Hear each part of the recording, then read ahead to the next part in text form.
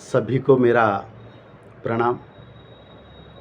मैं roll number 9 doctor Dinkar Chaudhari, art and commerce college Bhisi, district Chandrapur, Gondwana university Gadchiroli से बात कर रहा हूँ।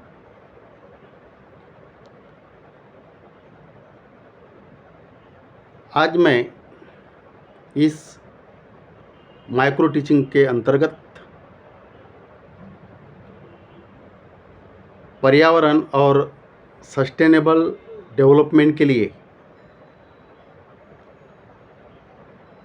पेड़ का संवर्धन और जतन कितना महत्वपूर्ण है, इसके बारे में मैं बात रखना चाहूँगा।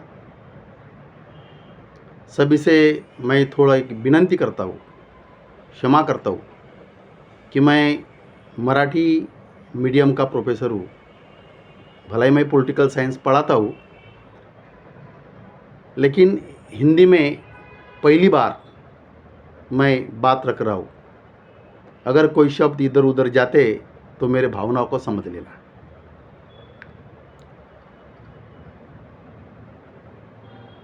आप सभी लोगों को ये जो मनुष्य यानी कि मानव जाति का जन्म मिला है, वो बहुत ही भाग्य की बात है, वैसा दुर्लभ भी है। हम सबको एक सुख समाधान का, आनंददायी जीवन जीने के लिए सभी को रोटी, कपड़ा, मकान, शुद्ध हवा, पानी, सूरज की किरणें, अच्छा हेल्थ, एजुकेशन, इस सभी बातों को बहुत ही आवश्यकता है। और ये जो सब बातें हैं, अच्छा सा जीवन जीने के लिए हम सभी प्रयास करते हैं। जब हम प्रयास करते हैं तो उस समय पर्यावरण का संतुलन भी रखना हम सभी की जिम्मेदारी होती है।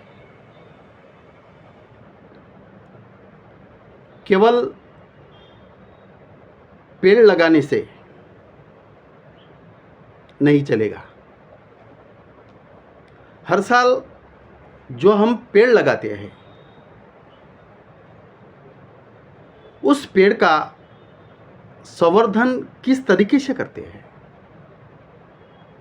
उसका जतन हम कैसे करते हैं, इनके बारे में भी सोचना हम सभी का कर्तव्य है। हर साल पेड़ लगाते जाते हैं, लेकिन उनमें से कितने जिए, कितने हैं अस्तित्व में, इसके ऊपर भी चिंतन करने की सभी की जिम्मेदारी है। आज दिन में दिन पर्यावरण का संतुलन बहुत बिगड़ता जा रहा है। इस जो भी इस पृथ्वी पे सजीव या निर्जीव वस्तुएं हैं, उन सभी पर पर्यावरण का प्रभाव पड़ता ही है। सभी निर्जीव सजीव वस्तुएं पर्यावरण स्थिति पे निर्भर रहती है, और जो भी पर्यावरण की गुणवत्ताएं हैं, उनका परिणाम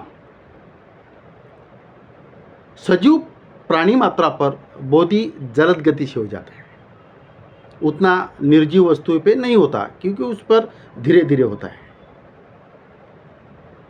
अपनी बढ़ती जा रही जनसंख्या, बढ़ते जा रहे उद्योग, बढ़ता जा रहा पोल्यूशन, इन्होंने पूरे वर्ल्ड में बहुत ही गंभीर समस्याएं धारण की है। अगर उनको अच्छी तरह से हम नहीं समझ सके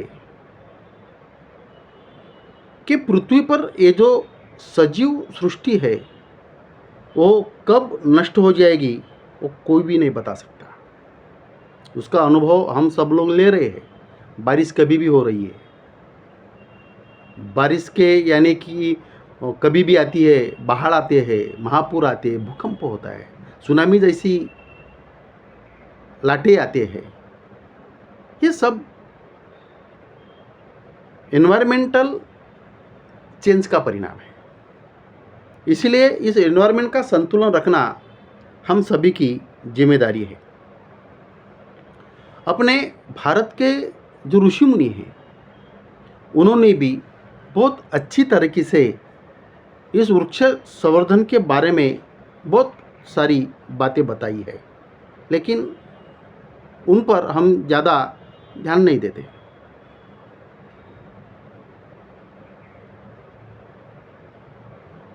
सन 1970 से आज तक का अगर हम सब लोगों ने टेम्परेचर देखा तो रात का जो टेम्परेचर है, नाइट का टेम्परेचर दिन में दिन बढ़ता ही जा रहा है। कि पर्यावरण की जो साइकिल है, वो साइकिल दिन में दिन बिगड़ती जा रही है और इस बिगड़ने का मुख्य कारण एक ही है, एकमात्र मानव। हम सब लोग टीवी में देखते हैं, अखबार में भी पढ़ते हैं, सोशल मीडिया से भी कुछ जानकारी अपन हासिल कर लेती है। वैसे गांधी जी भी बताते हैं कि आदमी को अच्छी तरह से जीने के लिए कुदरत के पास बहुत कुछ है। जितनी भी जनसंख्या है, उनका अच्छी तरह का पालन पोषण हो सके, वो सब कुदरत के पास है, कोई कम नहीं गिरता। लेकिन आदमी की जो भूख है, हव्यास, स्वार्थ, लोभ, वो कुदरत कभी पूरा नहीं कर सकता है। इस भौतिक जीना हासिल करने के लिए, सुख सुविधाएं हासिल करने के लिए हम सब पर्यावरण का ह्रास कर रहे हैं, झाड़ों की कत्ल कर रहे हैं। जहाँ जहाँ बहुत ही घनदाट जंगलें थी, वहाँ तोड़कर बड़ी बड़ी आज सीमेंट की जंगलें खड़ी हो रही है। इस पर भी सोचने की सभी का कर्तव्य है। आज इस वर्ल्ड में सबसे बड़ी समस्या तो कौन सी होगी, तो वो है पर्यावरण का संतुलन। ये पर्यावरण का संतुलन अपन ने बराबर संभाला नहीं तो कोई भी आदमी चैन से नहीं सो पाएगा।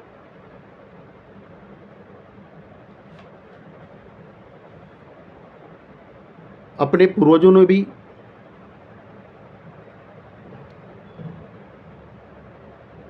वनों के बारे में, पेड़ों के बारे में बहुत कुछ बताया था।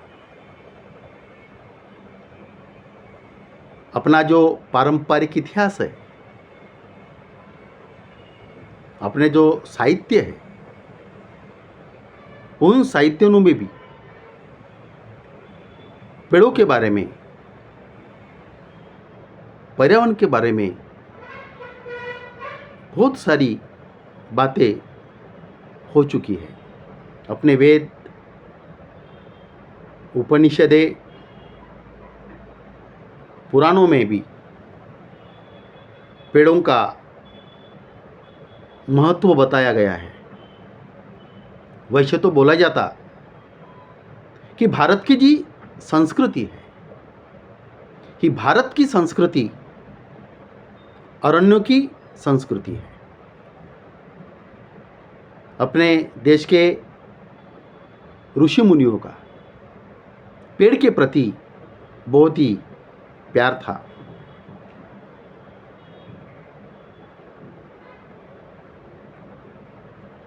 ऋग्वेद में बताया गया है कि भूमि, हवा, पानी ये तीनों भी भगवान हैं।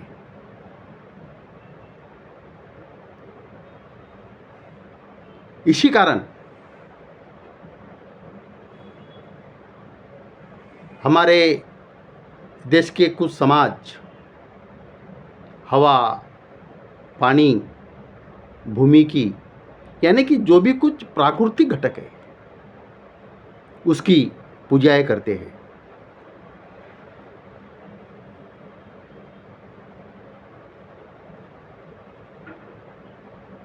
इस प्राकृतिक घटक का अच्छी तरह से अगर जिक्र नहीं किया तो मानव का विनाश बहुत ही नजीक है।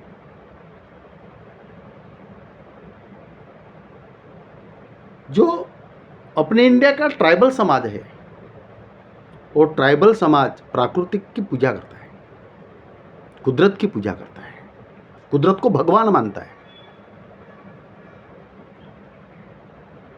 इस पर्यावरण संतुलन में प्राचीन काल से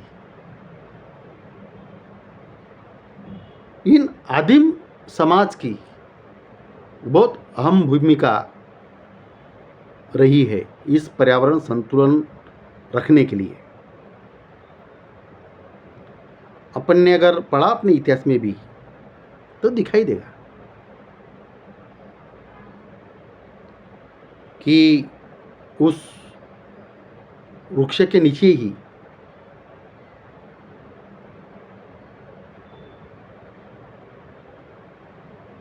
गौतम बुद्ध ने ज्ञान पाया।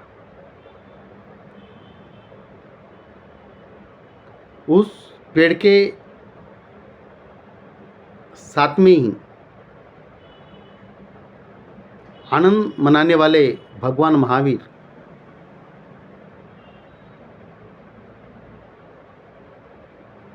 वन वन में भटकने वाले अपने प्रभु राम, संत ज्ञानेश्वर, पेड़ों को अपने संबंधी समझने वाले तुकाराम महाराज,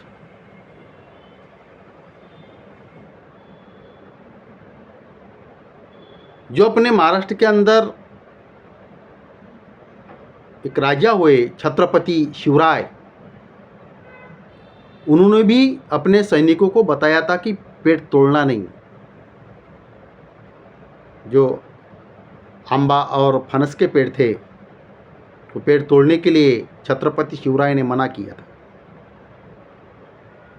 आज भी अपन देखते हैं इस भारतवर्ष में वट पूर्णिमा के दिन अपनी भारतीय परंपरा के अनुसार भारत की महिलाएं उस वट की पूजा करती है।